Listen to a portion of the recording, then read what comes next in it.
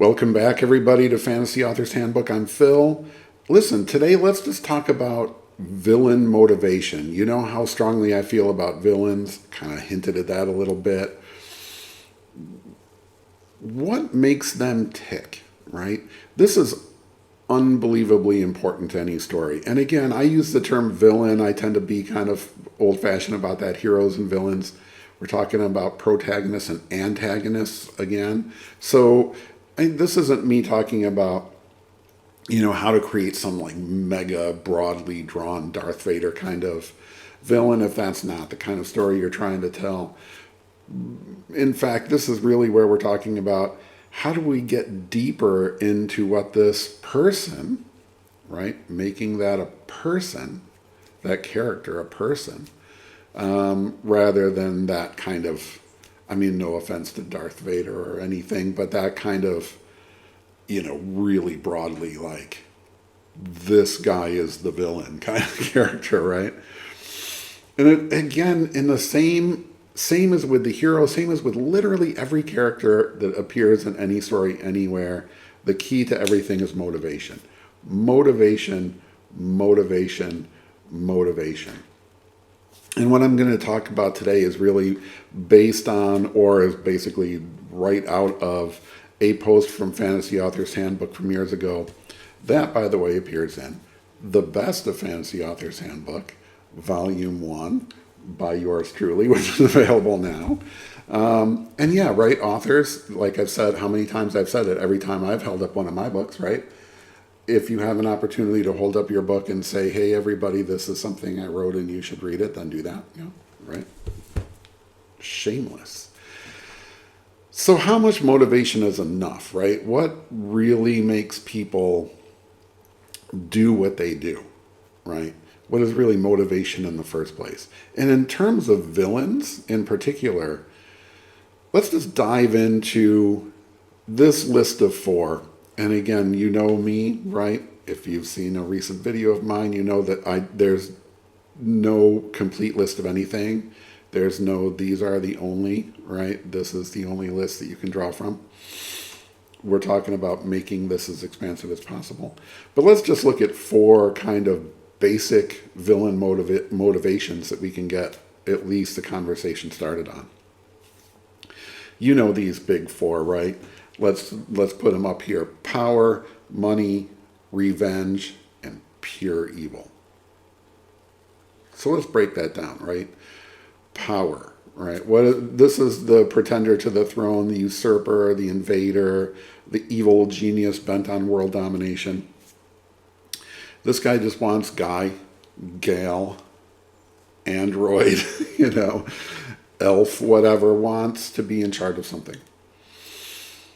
From the entire universe, right, down to, right, the back alley of the thieves' quarter, right, the family, the thing, whatever it is. Money can take all sorts of forms.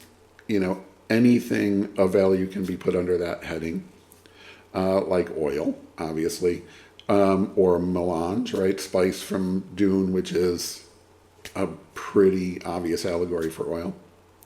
What else? Territory, jewels, an energy source, some sort of magic gizmo, right? The secret to faster than light travel, whatever it is. What is the thing of value or things of value that this villain is desperately trying to grab onto? Revenge is the classic, right? Whether or not it's a dish best served cold.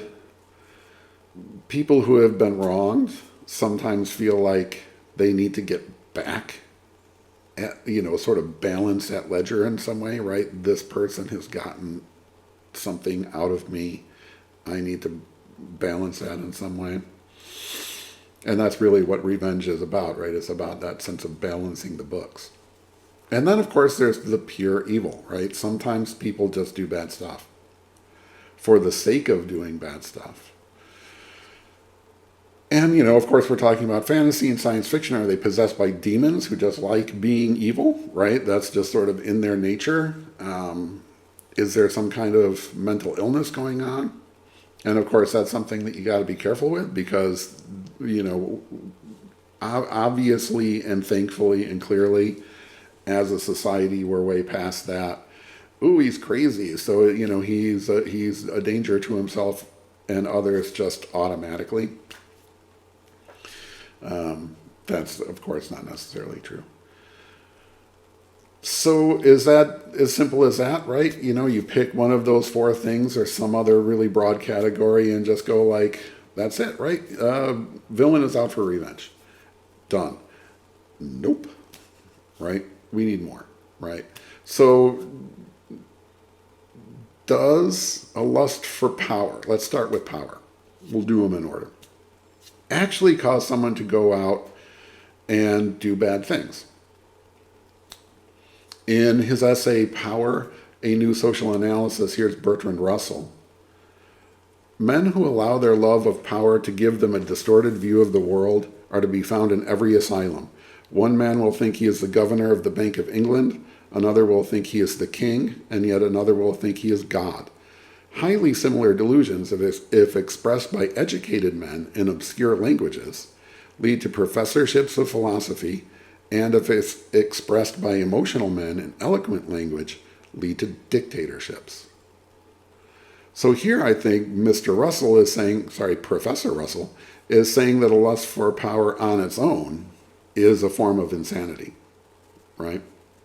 But then can you gain power in a perfectly legal way that actually does more good than bad? I think so, right? I mean, I know, especially now here, it's 2024. We're deep into the presidential election here in the U.S., which is obviously super contentious. There is, a sense of this candidate as being a pure evil. This is the, avenging angel or whatever come to save us all. And I think we all know that there's maybe a little bit more evil on one side, but you know what I mean. So yeah, I think you can wield power for the common good, right? You can be somebody like Bill Gates who went from being this, sort of the archetype of the so-called tech bro or the tech billionaire to basically giving all that money away and doing it in an extremely constructive way and giving away insane amounts of money. He basically now is the Bill and Melinda Gates Foundation, and his ties to Microsoft are not completely severed, but right. So can you just be looking for power or some version of power or authority and not be a villain? I think so. Sure. Right. But we're talking about villains here, so let's talk about like somebody who's looking for power in a negative way. So then a well-motivated villain, right, may want to be the governor of the Bank of England or the king, but why? Right? And this is really the heart of what we're talking about here today. Is it just, well, he wants the power, he wants to be president, or he wants to be emperor, right, or king of Westeros or something, and that's it, right? No, that's not it, right? It's why, right? That is the one word that I think you always have to be asking as you're writing, as you're thinking, as you're world building, right? Why? And for the things like the quest for power, really, I think everything we're going to talk about today, it really comes down to one key word, and that's personal. Sure, I mean, it seems like it would be great to be the king of everything, and then you're just like, yeah, okay, this is how I want the world to work, and I'm a genius, and I know that that'll just make everything perfect, right? But how do you make that personal? Because this is me saying, you gotta make it personal, right? It has to be personal for your villain too, not just, oh, I've been wronged, I'm the hero, and I'm going to go and set things right. Terrific. The villain is probably thinking the same thing. What makes it personal for the villain? So there could be infinite number of reasons why somebody might want to run for president or be the supreme ruler of life of Panama. you know, or the Lord of the Seven Kingdoms or whatever. But most likely, right, those would-be dictators have some other motivation to that, right? It's not just, I want to have the power, and then once I have the power, I will wield the power, and everyone will see that what, right? Most likely that power-mad villain is trying to do something that makes them happy, right? That makes the pain go away. And they see that achievement, right? Becoming king, becoming emperor, whatever. That position of power is a means to that end. That personal driving force, right? And that could be anything, right? Limited only by your imagination. And this is the thing, especially in fantasy, science fiction, right? Horror too, right? That goes way beyond, or it can, right? If you want to, if you're up for it, go way beyond anything that's happening here in the world, right? It's not about who's going to be president. It's about who is going to destroy the universe and remake it, right? It's Thanos killing half of all life in the universe because he's got this personal reason for that. Yeah. So the same is true for money. Now, there are some people who see, and if anything, now they just seem like they're all over the place. They're in the news. It's a lot of what we're talking about in America anyway, who see the accumulation of wealth as an end to itself. It's just, I'm going to build this giant stack of money, and if I'm making 1,700 times more than the average of the employees who work for me, who have actually earned that money or created that money, I'm just going to grab that and I'm going to sit on it and what, right? Is it that thing from the 80s that just always made my skin crawl, right? He who dies with the most toys wins. Right, the next question being, wins what? If you're dead and you have this giant mega yacht and you have 45 houses and all of the bathrooms have gold toilets, you've won what exactly? You're still dead. Right? Billions and billions of dollars in mega success did not make Steve Jobs or Paul Allen immortal. Right? So, I mean, part of the writer's job, right, the author's job, the author of fiction certainly, is to be a sort of therapist and approach your characters as though, to some degree or another, they were your patients or clients, right? So if you were a therapist, let's imagine, and somebody came into your office and all they could talk about was money, money, money, money, money. Getting money, spending money, keeping money, showing off money, right? With fancy cars and jewelry and whatever else. And clearly they're there because there's some problem with that, right? There's a chronic dissatisfaction. I can't make enough money. I bought this car and no one seems to care, right? I don't look at my neighbor's cars and go like, ooh, he's got a whatever. I don't even notice that. Some people do, obviously, right? But as a therapist, right, wouldn't you want to drill down to why that is? This would be especially true if somebody is coming in with, essentially a shopping addiction, where it's just like, I now owe $400,000 on credit cards, and I have 8 sets of golf clubs, and I've never played golf, and I'm just like, my life is a disaster, right? So rather than just go like, oh, you just want money, so just decide to not have money. You want to drill that down as a therapist, right? And as an author, you want to drill down into what is causing that.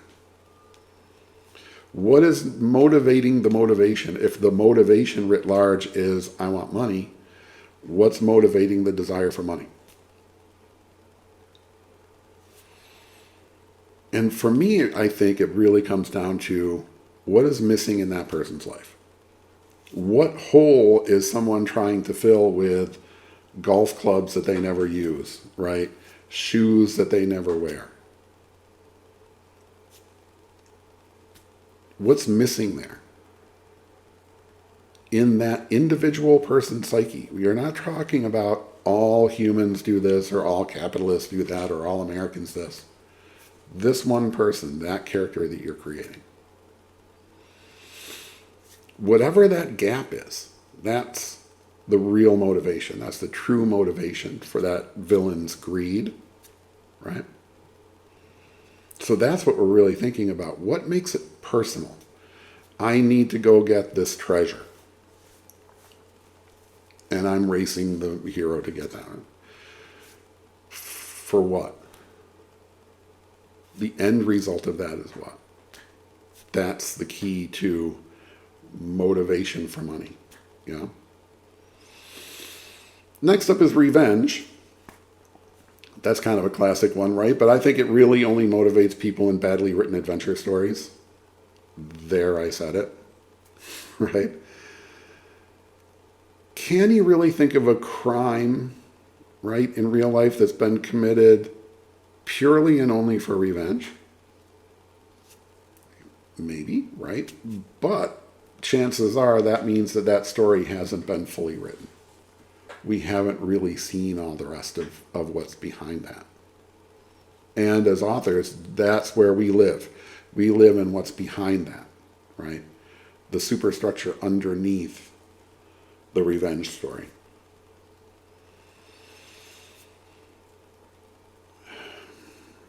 Look, people screw each other over all the time.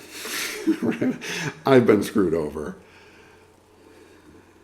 in different ways, right? I mean, whatever, personally, professionally, financially, blah, blah, blah. You don't get to a certain age without there being a setback or two in your life, right? And there being sort of a person that you can point to and say, like, whoa, hold on a second. And I've never gone out in search of revenge. Now, does that make me a hero, right? So I mean, you're saying, well, Phil, but you're super awesome. You're a great guy. You're nice. You wouldn't go out for revenge. That's why you're the hero of your story. Right? If you were a villain Phil, if you were evil Phil, you would be like, oh, you whatever with the thing. Now I'm going to destroy you.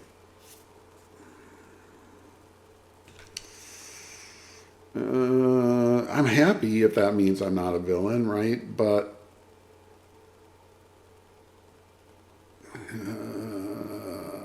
here's a word that we can talk about in terms of revenge is perceived, right? There were perceived wrongs. Somebody did this thing to me that was bad, that I perceive that person to have done, that I perceived as bad, right?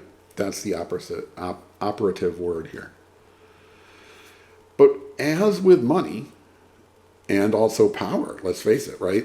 People who seek revenge, right, who seek all of these things, are looking to fill some kind of hole or gap in their lives.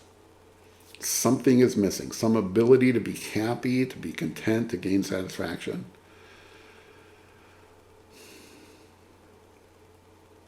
This is the reason that perceived wrong doesn't roll off their backs the way the little perceived wrongs in my life. And I mean, I don't have like an enemies list, right? I don't have enemies out there. All those things are eventually like, oh, I'm really angry about the thing. And then 2 days later, I'm like, yeah, I'm doing something else. It just rolls off, right?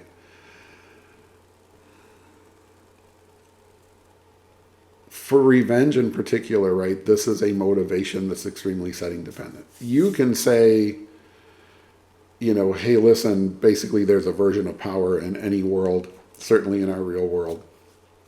Even if it's just sort of me, I'm going to get that next promotion at work kind of thing, right? Something very, very simple. And of course, money is a motivation everywhere that money exists. And again, anything like money, right? Revenge, I think, then gets a little bit more, again, setting dependent. Now, certainly there are probably, you can go out there and say, this murder was committed because the person who was murdered hurt this other person in some way. That person was like, nope, and then killed that guy, right? That does happen. Now, on the other hand, right, I think what happens 99.99% of the time, at least in America, is that if there is this real feeling that this one person has victimized me in some way, are we calling the police? Right? Are we suing that person? Can you get satisfaction from the courts? Can you kick it up the food chain, right? This customer service person was mean to me and said no, that I can't, whatever, pay my mortgage late or something, and then can you go to the manager and get that worked out or whatever? I don't know, right? That's actually probably what's going to happen before it becomes a personal struggle between these two people. Is there some kind of justice that you can seek without it becoming a tale of, without it becoming a story, to be honest, without it becoming a conflict between a hero and a villain, a protagonist and antagonist? I think obviously in terms of just the word revenge, right? That's the difference between, or that, there's a difference between revenge and justice. And that revenge is following an act of aggression with, or injustice, with an act of aggression or injustice, right? So again, why your villain chooses this path, it's a question you have to answer, right? The why.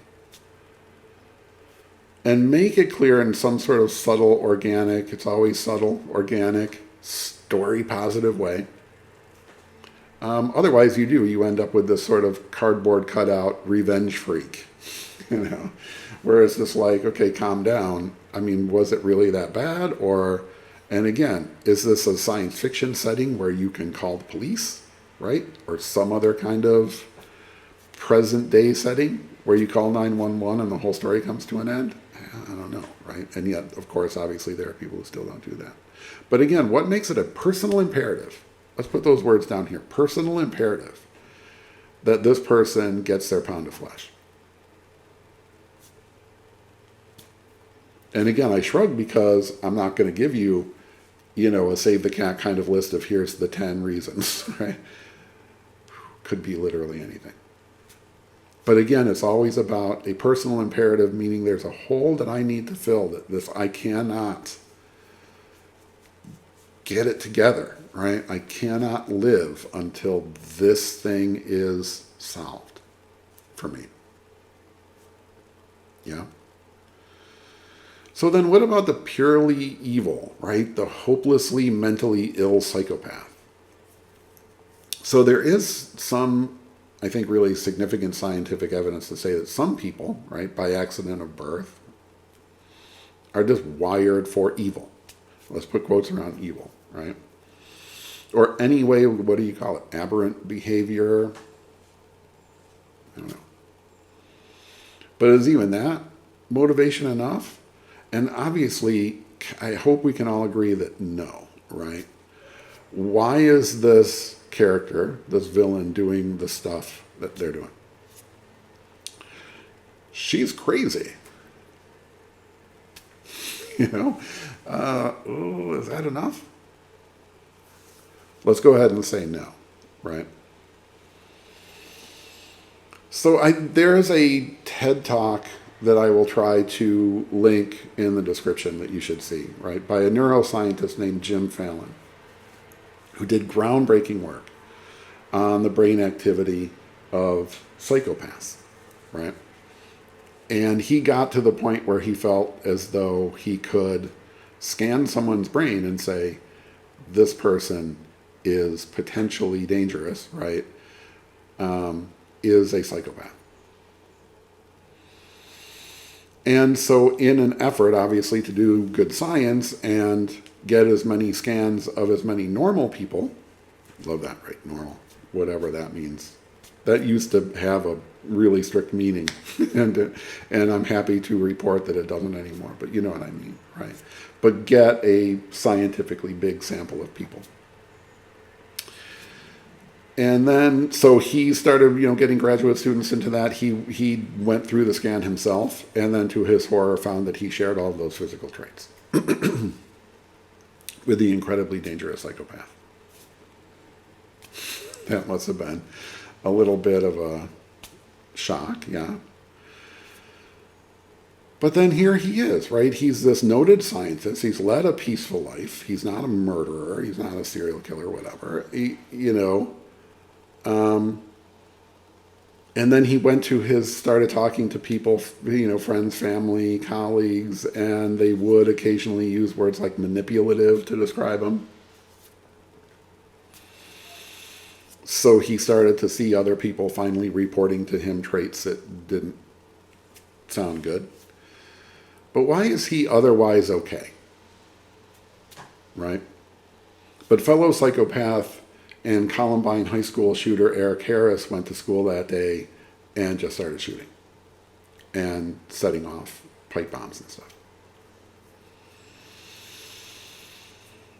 Jim Fallon credited his lack of violent behavior to his upbringing, right? So that he says that in his cases, he grew up in a positive, nurturing environment that mitigated his natural tendency for evil. I think Eric Harris's parents might say the same. I don't know, right? Still, that sounds reasonable enough to consider. This is the very old and still completely unanswered nature versus nurture question. Was there something about Columbine high school shooter Eric Harris that sent him down this path toward, evil, right? Toward violent and criminal behavior. And then something else in the upbringing of neuroscientist Jim Fallon, who didn't hurt anybody, hasn't killed anybody, hasn't committed any violent crimes, right? But yet they have the same brain structure. I don't know, right? So there is something about that specific path, though, that people go down. So there's some wiring in our brain that says we tend toward this pattern of behavior that people will see as negative, and that can go provably very, very wrong. So even if your villains are truly sort of naturally psychotic, still there has to be, something that sets them off, something that puts them on a specific path, right? Not toward, I'm going to study the brain and I'm going to live in this kind of, environment where other parts of my intellect are being, stimulated. And then I'm over here in this kind of high school environment that can be, right? And did that tip one person over the edge where another person didn't tip over the edge? I don't know, right? But again, it comes down to why, right? Why shoot up the school? Why not a shopping mall? Why not shoot anybody? Why not play violent video games and get that out? Right? And if you're looking at me for answers, right, obviously I hope that you don't think I have any of those. But what I'm asking for is, for the story that you're writing, for the villain that you're creating, put some thought into that. Right? Is it just evil? Is it just, we're talking about fantasy and horror. Is it some kind of demon that has possessed this person? Then the villain isn't the person, the villain is the demon. Right? This is just a creature of pure evil. But even then, if you have a human character, essentially, that is, a being of pure evil, you still want to know why, right? What hole is that filling in that person? And I think a demon or a monster should be no less robustly created, right?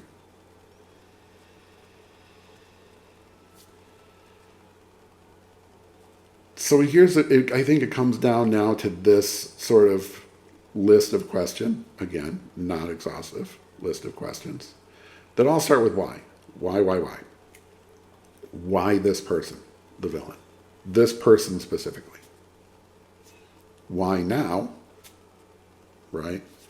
Why here, wherever here is? Again, right, that's in the Forgotten Realms or the Seven Kingdoms or the Mars colony. And why in this way? Right? And that counts for everything. Why does this person want power? Why does this person want money? Why now do we go seek revenge? Why is it here that we need to be in control of? Why is it in this way that I will act out of just a desire to hurt people? Right? The pure evil. The answers to all these questions, right, are in that villain's internal kind of personal columns, right? Not in the categorization of their acts, right? The villain did this and then did this and then did this, right? Which obviously is, sort of following the plot of the story. And villains definitely have to be villainous. You have to show them actually doing something bad for them to read as the antagonist. But behind that has to always be supported with a why. What is this thing missing right here? What's this hole right here in my groovy, H.P. Lovecraft t-shirt? What's this hole that has to be filled with money, power, revenge? Or that is this darkness that comes out and says, I feel like I need to just hurt somebody. And there are serial murderers who just, basically it comes down to that. It's like, I just had this compulsion to just hurt people. And even then, when you talk about, serial killers, why am I doing that? Because that's a real thing. But serial killers, there's been an enormous amount of research that's been being done for decades to try to answer those questions. Why? Just he's evil isn't enough, right? The whole FBI behavioral sciences department was built on people are just killing strangers and we don't even understand why. And that is what caused this whole science essentially to be developed, because we can all wrap our head around this, all the other things we talked about. We're killing people for money, we're killing people over, who gets to sell crack on this corner or whatever. Revenge, killings, etc. You did this to me, I'm gonna go get you. But when it comes down to this pure evil stuff, we have to really stop and think, what's happening here, right? And that drove research like Jim Fallon was doing into, is there something structurally happening, right? While at the same time, just the structural thing doesn't automatically make you, you were just born a serial killer and that's your fate to just do that, right? Obviously not. Especially since there aren't really that many serial killers, as, sort of the thriller marketplace would have you believe. So anyway, right, what are we looking at? What's that hole that villain needs to fill with any of these sort of primary big category motivations, right? That's what you're thinking, and you got to do that thinking. Because just like, he just wants to be king. It's that word just that's going to get you in trouble. He wants to be king because, right? She wants to be Empress of Mars because. Yeah? Read the original post in here, The Best of Fantasy Authors Handbook. Bring it closer to the camera so everybody can see Phil, The Best of Fantasy Authors Handbook, Volume 1. This was originally posted on the blog on August 7th of 2012. So that's how long this stuff has been hanging out there, and there's more. Fantasy Authors Handbook is there for you for free every Tuesday. Remember, this is Fantasy Authors Handbook. There's no secret club. There's no Patreon. There's no memberships. There's no money at the end of it. If you like this, hit that like button. If you haven't subscribed already, like I said, it's free. Go ahead and subscribe. If you feel like there's any value in anything I said, share, right? Tell your friends. Post it on social media for all of the evil villains to see. And I will come back with more stuff, not just older stuff from the book, but new stuff here on Fantasy Authors Handbook. We're going to start talking about writing now most of the time, but I've already got some books collected for the next book haul. I will see you soon. Thank you for watching. This has been Fantasy Authors Handbook.